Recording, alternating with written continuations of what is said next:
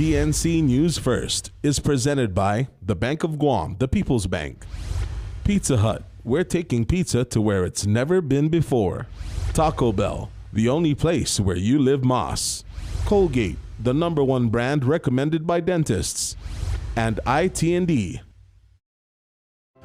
PNC News First, broadcasting live in high definition from Tumon, Guam, on KEQI and KTGM, and on KPPI on Saipan.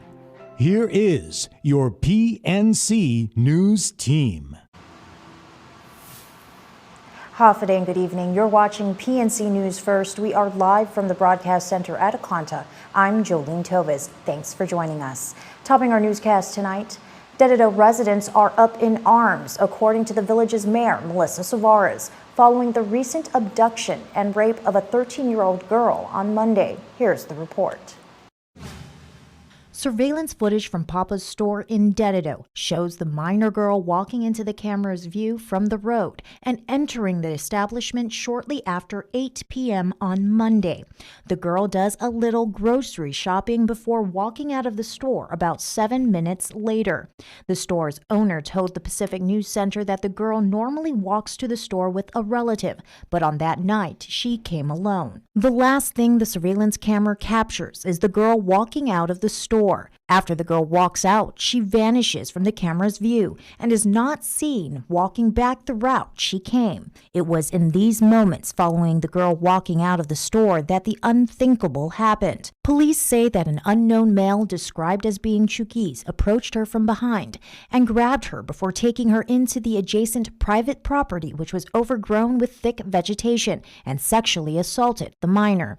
Dededo Mayor Melissa Suarez, who lives in the area, told K57's Patty Arroyo that she heard the child's screams for help. I was outside doing chores and I did hear somebody screaming. It was a girl. There was two of us, because when all of us congregated out on the street behind us, I said I heard somebody screaming, and our neighbor in the back said I heard the same thing. Suarez says the screams prompted her neighbor to call the police. At 8:42 p.m., police were seen on the store's surveillance video arriving on the scene. But I'll tell you, this whole neighborhood was up in arms. Everybody came out of their homes. You know, this is really, it's an old neighborhood. It's in the main village, and we have businesses at the end of the street going towards Marine Corps Drive. We have a school in this area. This is a school zone. And everybody came out and were going through the jungle with the police at the time. While no suspect was caught that night, Suarez told Arroyo that police have reviewed surveillance footage from neighboring homes, revealing a man present in the area at the time of the incident. She says that the girl identified her attacker from a photo. Police, however, have not confirmed any persons of interest. I'll tell you, that night, every person that was walking by was pulled over and questioned and even handcuffed at a point. While a report indicated that there may have been more than one perpetrator in the case, Sergeant Paul Tapau says that is not accurate. Earlier today, PNC met with several residents in the area, all who shared that the incident has left them concerned about safety. One of those residents is Francisco Leon Guerrero. I would think so that, it's not that safe anymore, because we have new people coming around, from probably other islands. It could happen also from probably just our own people here. But as far as I'm concerned, yes, I feel, that is not that safe anymore. Mayor Suarez says her office is taking precautions by clearing areas of heavy vegetation, which she says brings individuals who loiter and consume alcohol in the area, a problem that she has seen and has been actively working to remedy. In other crime news, the woman seen in a video dangling a child from a second-floor balcony has been identified as 19-year-old Norian Tommy. The child is her 2-year-old daughter. GPD spokesman Sergeant Paul Tapau reports that an officer at the Hagåtña Precinct Command recognized the location as the RK Apartments in Aniguat. Patrol officers went to the apartment building, found the woman, and arrested her. According to the magistrate report, she told police her daughter kept trying to climb over the balcony. But every time she pulled her daughter away from the balcony, her daughter would cry. So according to the complaint, Tommy told police she held her daughter over the balcony to stop her from crying. The report states that the child, in fact, stopped crying. The video was posted on social media yesterday and went viral. What the?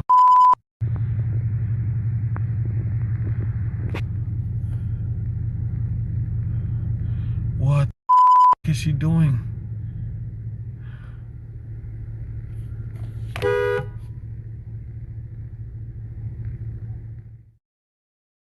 Tommy is facing allegations of child abuse, family violence, and reckless conduct. She is now confined at the Department of Corrections. Sergeant Powell says that Child Protective Services was contacted and the case has been forwarded to the Attorney General for prosecution.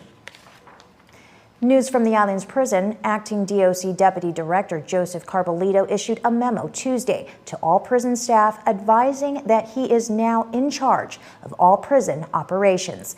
After the memo was leaked to the media, the administration issued a statement advising that Samantha Brennan was still DOC Director, but she'll be concentrating on hiring new staff. PNC's Kevin Kerrigan with more in this report. Acting DOC Deputy Director Joseph Carbolito issued the memo on Tuesday of this week to all personnel at the Department of Corrections. In it, he wrote that he will now oversee and be responsible for the operations of the Department of Corrections with the advice and recommendations from the warden and command staff. The memo is signed by Carbolito and by Samantha Brennan, who signed as the DOC Director under the word concur. Soon after the memo was leaked to the island's media this morning, the Leon Guerrero administration's Director of Policy, Carlo Branch, issued the following statement. The Director's immediate focus is on resolving personnel shortages through the expedited hiring of 40 to 60 officers by the end of the year and the payment of overtime. Branch said the memo was signed by both Director Brennan and Acting Deputy Carbolito, which he said shows they are both united in accomplishing the same mission. Carbolito's memo to the DOC staff also states that the Special Operations Response Team, or SORT, will be reinstated to ensure the safety and security of all personnel, and DOC staff shall not work more than 16 hours per day. Long work hours and the elimination of the SORT unit by Brennan at the start of the year were major complaints made to Governor Leon Guerrero last week when she met with DOC employees. Both issues were among the complaints listed in the federal and local complaints filed by GFT Union Representative Robert Koss on behalf of the guards at the prison. Koss agreed to withdraw those complaints last Friday after meeting with the governor and agreeing to let her handle the issues raised by the DOC employees. This morning, Koss issued the following statement in response to the Carbolito memo. We are glad to see there is some progress. With so many concerns remaining, we will continue our efforts to work closely with management and the administration to resolve all safety issues affecting employees at DOC. Kevin Kerrigan, PNC News First. Turning our eye to the legislature, Senator James Moylan spoke to the Mayor's Council of Guam yesterday about his ongoing series of forums on public safety issues.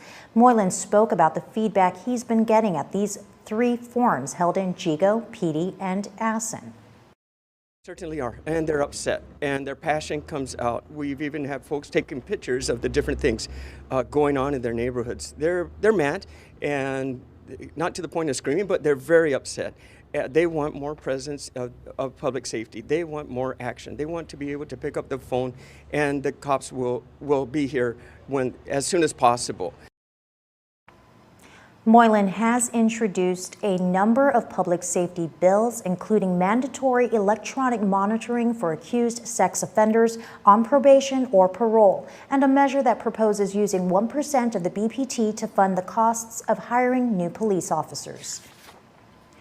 In education news, the Guam Department of Education has been working to resolve the student resource officer issue after the judiciary decided to discontinue the deployment of SROs to public schools back in October. PNC's Blake Watson has more. The SRO program, which requires a school resource officer to be present on a school's campus all day, is a federally funded program and, for DOE, currently out for bid. We're aware of some of the challenges that the judiciary's had, that we've had in executing the program.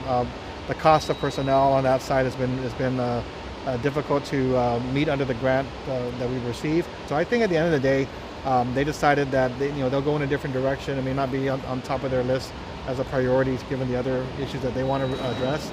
We're going to put out for services, and hopefully we'll get some proposals and bids that we can use to move forward. The goal for the program, according to GDOE, is to utilize the resource officers on campuses at the middle and high school levels. But the SR program also involves a mentoring and a counseling aspect that will be fulfilled when we have the full services in place. Our goal is to hopefully get up to 14 SROs that we can place at least one in every secondary school. So that'll be 6 high schools and 8 middle schools. If we're able to meet that, and it really depends on the proposals we receive, that'll be fantastic. The procurement is ongoing. In an email to PNC, GDOE said the scope of procurement is developed to meet the specific and unique needs of the Guam Department of Education. Procurement is subject to several levels of review to ensure compliance with Guam law. To ensure the integrity of the ongoing procurement, interested vendors may register online and raise questions or concerns directly with the GDOE Procurement Office. Blake Watson, PNC, News First. Don't go away just yet. After the break, we'll look at the dengue outbreak in the Marshall Islands, a generic drug lawsuit joined by Guam's Attorney General, and more.